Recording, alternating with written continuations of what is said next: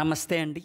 ఈ మొక్క ఎటువంటి నేలలో అయినా సరే తేమ కొద్దిగా ఉంటే చాలు చక్కగా పెరుగుతాయి. ఎక్కువగా చిత్తడి నేలల్లో పెరుగుతాయి. పుష్పాలు తెలుపు రంగులో అందంగా కనపడే ఈ సుగంధ ఔషధ మొక్కకు దుంపలు ఉంటాయి. మొక్క చిన్నదిగానే ఉండి ఆకులు కోలగా పొడవుగా ఉంటాయి. కొన్ని ప్రాంతాల్లో పుష్పాలు తెలుపు నుంచి ఎరుపు రంగును కూడా ఉంటాయి. వేర్లు భాగం అర్ధగోళాకారంగా పొడవుగా ఉండే దుంపలు ఉంటాయి. తెలుగులో నాగదంతి మరియు కొండ కలువ, భూచంపకము అని ప్రాంతాన్ని బట్టి వేరు వేరు పేర్లతో పిలుస్తారు. సంస్కృతంలో భూమి కంపాక మరియు వృషికలి అని, తమిళంలో నెర్పిసిన్ అని పిలుస్తారు.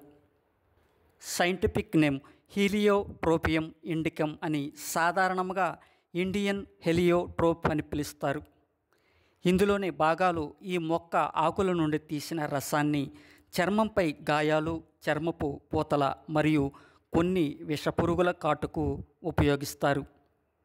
ఇందులో హానికరత ట్యూమోరోజెనిక్ పైరోలిజిడెన్ ఆల్కలాయిడ్స్ ఉంటాయని, ఇవి కాలేయానికి హానికరంగా ఉండవచ్చని నిపుణులు చెప్పబడి ఉంది.